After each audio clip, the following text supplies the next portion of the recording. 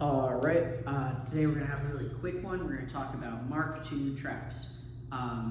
So let's get right into it. This is not a comprehensive guide. These are some ideas that can help you get started. And the best thing to do is spend a lot of time on the water and you just get better at it with repetition. But this will give you some ideas on some different methods to gap someone at Mark II.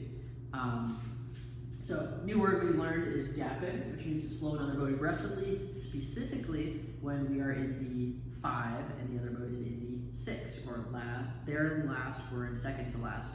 And we'll slow them aggressively to create a large gap between them and the rest of the race, which makes it a lot harder for our opponents to come and help their teammate, essentially, right? So, good thing to learn, good in certain situations. Let's talk about Mark II. So number one is luff up, which is an extension of the bumping and running we talked about a little while ago. And we do that essentially by slowing, allowing the white boat to sail into an overlap to windward, and then we luff them up.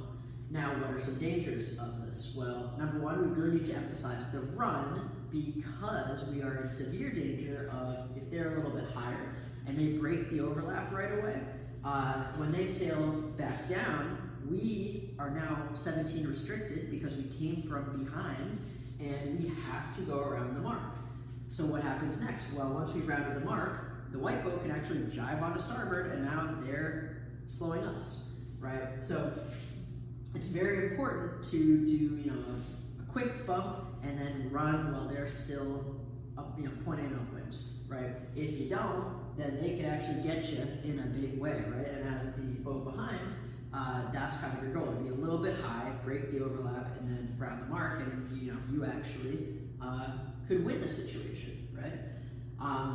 Number two is closing the door, right? So if you set up a little high in the zone, the opponent cannot sail between you and the mark. There's like an invisible line, they can't cross it, right? So position one, we have us a little high in the zone, opponent behind. Opponent goes low to try and push. We go high, actually, and then we go down, and they cannot go between us and the mark, so they gotta go up, right? So that's a great way to slow them. It's basically continuing the fishtailing into the zone, right, which is cool.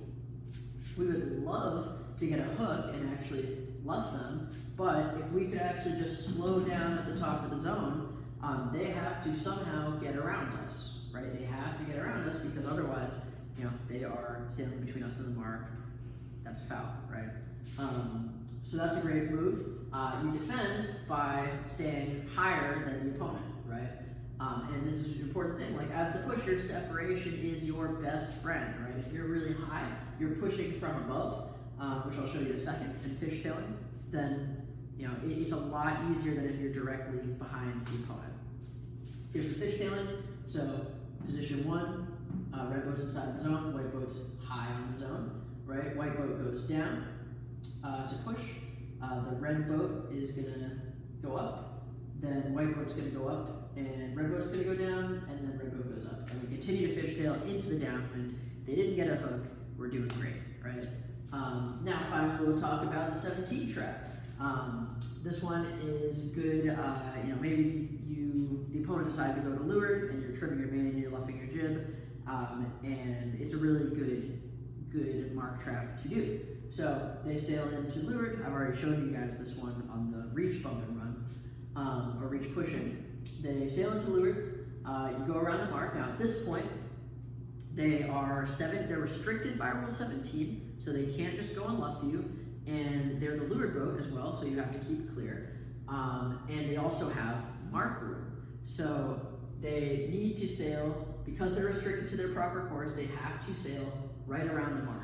Right? They can't go any higher, not a degree. So they sail around the mark and then point dead downwind. As soon as they point dead downwind, we jibe onto starboard and now we're bumping them, right? So that's awesome, and that's basically what would happen if you kind of screw up your luff up at Mark II, right? So we jibe on starboard. Now, very important when we're bumping people, especially when they're having to jibe, we, according to rule 16, need to give them room to keep clear, room and time, right? So as soon as, say, you're the boat that's getting bumped, you need to start avoiding immediately, right? You can't just sit there and wait a few seconds and be like, oh, I'm starting to turn, and you're not, right? You have to start turning immediately, but that also doesn't give the gapping boat the right to just hit them, right? So you basically, as the gapping boat, you say, yo, you need to jibe right now. They start to jibe, you say, hey, watch your boom. And this white boat needs to keep their boom in because a lot of the times their boom can hit the shroud of the new leeward boat.